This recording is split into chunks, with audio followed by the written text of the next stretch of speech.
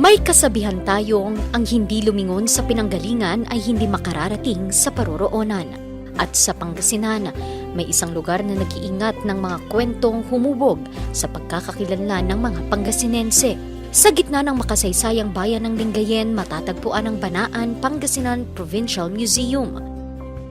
Mula sa makasaysayang Casa Real, isinilang ang Banaan Pangasinan Provincial Museum, isang tahanan ng kasaysayan, kultura at pagkakakilanlan ng lalawigan. Sa pamamagitan ng inisyatibo ni Governor Ramon Monmon Gico III, ang dating gusaling mayaman sa kasaysayan ay nabigyang buhay bilang isang makabagong provincial museum na nagpapanatili sa pamana ng mga Pangasinense. My administration, we conceptualized the Banaan Museum and nilagay po natin yung mga dapat na contents, nalagyan ng budget.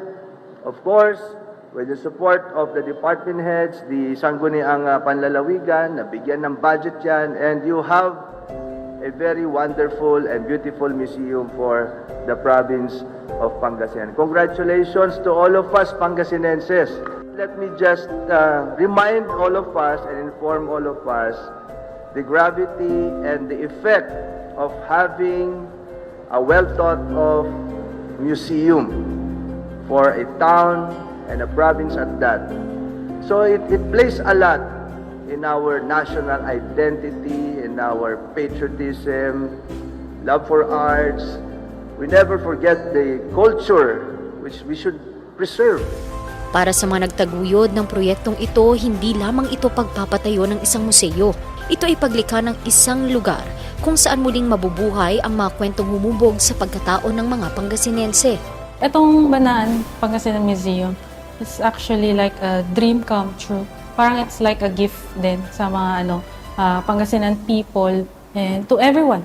Kasi syempre, dito mo makikilala or matututunan ang history ng Pangasinan. Sa pagpasok pa lamang sa loob ng museo, nagsisimula na ang paglalakbay sa kasaysayan ng Pangasinan. Si Princess or Duha? Mula sa panahong pre-colonial hanggang sa mga panahon ng mga Kastila, Amerikano at Hapon, inilalahad ng Banaan kung paano nahubog ang lalawigan at ang mga taong nanirahan dito. Upon entering Banaan, makikita nila, matututunan nila yung history talaga ng province ng Pangasinan from pre-colonial, from different occupations, pre-colonial, Spanish, American, Japanese to the present. Ngunit hindi lamang mga pangyayari ang makikita sa Banaan. Nariyan din ang mga pambihirang dokumento at mga koleksyong nag-uugnay sa Pangasinan at sa mas malawak na kasaysayan ng Pilipinas. Isa rito ang mahalagang dokumentong iniambag ng History and Art Patron na si Arabella V. Arsinue na nagpapatunay sa malalim na ugnayan ng lalawigan sa pambansang kasaysayan. So I was able to get the certified true copy of the last will and testament of the lawyer Manuel Quintos Jr. in his own handwriting. He mentioned there that his father was born in Lingayen and also he was born in Lingayen. Ngunit ang Banaan ay higit pa sa koleksyon ng mga lumang bagay. Isa itong museyong ginagawang buhay ang kasaysayan. Mabuhay! Welcome po sa Third Gallery or Arsin Gallery. So, tara po! Sa halip na hayaang mag-isa ang mga bisita sa pagbabasa ng mga exhibit, Ang Kalukor by Architect Mark de los Santos. ginagabayan sila ng mga museum guide na nagbibigay ng kahulugan sa bawat gallery. Sa tulong ng mga digital resources tulad ng mga QR codes, mas nagiging madali at mas makabuluhan ang pagtuklas sa mga kwento ng Pangasinan. We made sure that the museum is not just a reading museum, no? So hindi siya punong-puno or feed up with informations to read, but more of a viewing. And with the viewing that they do in every gallery, we have our guides to provide them the informations along with them, no? So from the first gallery up to the last gallery, they have the guides with them, interacting with them, providing them informations about what they see inside the gallery. They can even ask questions to the guides. At sa bawat gallery, hindi lamang impormasyon ang naiuwi ng mga bisita, kundi mga kwentong mas madaling maunawaan at mas mahirap kalimutan. Ngunit higit pa sa mga exhibit, ang pinakamahalaga sa Banaan ay ang mga kwentong nabubuo sa bawat pagbisita. Isa sa mga pinakatampok na bahagi nito ang kabayawasan, isang pagpupugay sa mayamang panitikan, tradisyon at pamana ng mga Pangasinense. Dito ipinaaalala na ang kultura ay hindi lamang nababasa. Ito ay nakwikwento at naipapasa mula sa isang henerasyon patungo sa susunod. Ang memorable siguro sa akin is itong Gallery 10, yung the green one.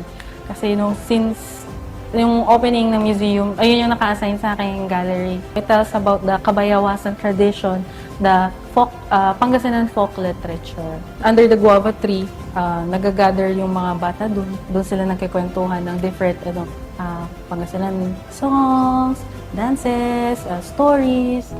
Ang paglalakbay sa Banaan ay hindi pare-pareho para sa bawat bisita. Para sa mga bata, isa itong pagtuklas. Para sa mga nakatatanda, isa itong muling pagbabalik sa mga alaalang minsang naging bahagi ng kanilang mga buhay. At sa pagitan ng mga henerasyon, patuloy na naipapasa ang mga kwentong humubog sa Pangasinan. Yung mga elders natin na bumibisita dito, they would say, sabi ng lola ko, totoo yan kasi narinig ko yan sa lola ko, no? And they would actually reconnect with some of the furnitures, with some of the items that they see inside the museum, the collections that they would see familiar to them, no? And they would go back to their childhood days. And sometimes if they are with their grandchildren, they would even tell a lot more stories, share with them, no? So we give them that time and moment. Ganito rin ang diwa ng pagiging inklusibo sa Banaan. Ano man ang edad o kakayahan, layunin ng museo na tiyaking walang naiiwan sa pagtuklas ng kasaysayan ng lalawigan. Our friends from the PWDs, they will always have this extraordinary experience. Sometimes they can even imagine, no, kahit di sila nakakakita ng mga bagay-bagay sa loob ng galleries, we make it to the point that the delivery is very descriptive para mas na-imagine nila ano yung makikita sa loob ng gallery kahit ito ay hindi visible sa kanilang mga mata. Very inclusive. So actually, ito yung isang comment din ng aming mga PWD guests. No? The last time they visited us, they appreciate that it is guided. At the same time, it is very inclusive. So they feel like this tourism structure, no, is actually home for them. At marahil, iyan ang pinakamahalagang naiiwan sa mga lumalabas ng museo. Hindi lamang mga bagong kaalaman, kundi mas malalim na pag-unawa sa pagiging Pangasinense. Isang pagmamalaking nagmumula sa pagkilala sa sariling pinagmulan. Dream namin na parang ito yung benchmark sa buong province, tong provincial museum. At eventually soon, per LGU, per town, meron sila kanya-kanyang museum kasi they also have their own story to tell. Kaya for example, si Binalonan, nag-start na siya, meron siyang story to tell. For very rich ang Pangasinan sa history. Kaya dream come true din na every town sa Pangasinan, meron siyang kanya-kanyang museum. At hindi rito nagtatapos ang pangarap, sapagkat ang bawat bayan ng Pangasinan ay may sarili ring mga kwentong karapat-dapat maikwento at mga pamanang karapat-dapat mapangalagaan. They would propagate the history of Pangasinan. They will enjoy history and not say it's boring. Kasi we were asked to memorize dates, ang mga names. So, it should be a story. They could connect the dots. The first Philippine president na from Pangasinan, FVR. Sa bawat kwentong na ikukwento, sa bawat alaalang muling nabubuhay, at sa bawat Pangasinenseng muling natutuklasan ang kanilang mga pinagmulan, patuloy na isinabubuhay ng Banaan, Pangasinan Provincial Museum ang kasaysayan ng lalawigan. Dahil ang kasaysayan ay hindi lamang dapat itinatago sa mga silid na museo, ito ay dapat na ibabahagi, na ikukwento at na ipapasa sa susunod na henerasyon, sapagkat ang pagkilala sa pinanggalingan ang siyang nagbibigay direksyon sa ating paroroonan.